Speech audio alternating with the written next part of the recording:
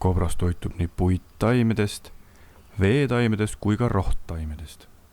Puittaimedest kasutab loom koort ja oksi ning noori võrseid. Rohttaimi tarvitatakse toiduks soojal perioodil ning veetaimed ja nende risoomid on põhiliseks toiduks kevadel.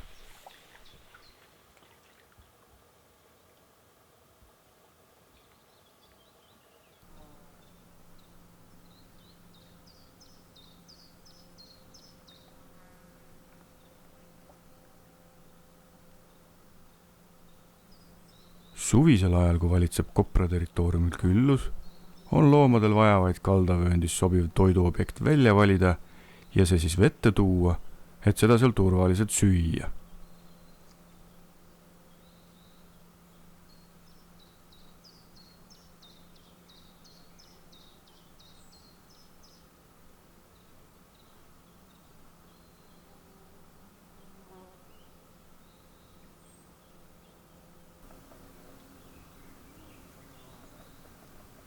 Nagu inimestel, nii ka Kopra pesakonnas on erinevate isendite iseloomud erinevad.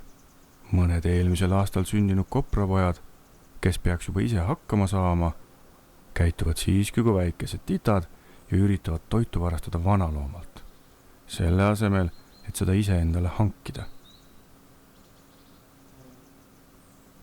Loomulikult on selliseks tegevuseks ka oluline põhjus.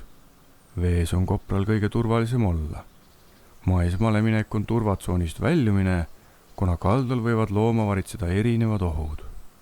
Seetõttu ongi noorloomad esimesed 2 eluaastat koos vanaloomadega, et nende ellujäämise võimalused oleks suuremad.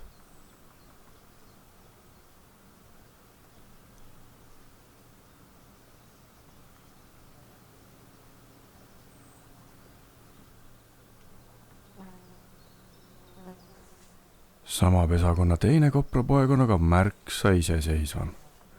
Tema liigub julgelt kaldal ja otsib söögiks sobivaid taimi. Nii nagu inimestel on kobrastelgi erinevad iseloomud, mis kandub üle lausa pesakondadelegi.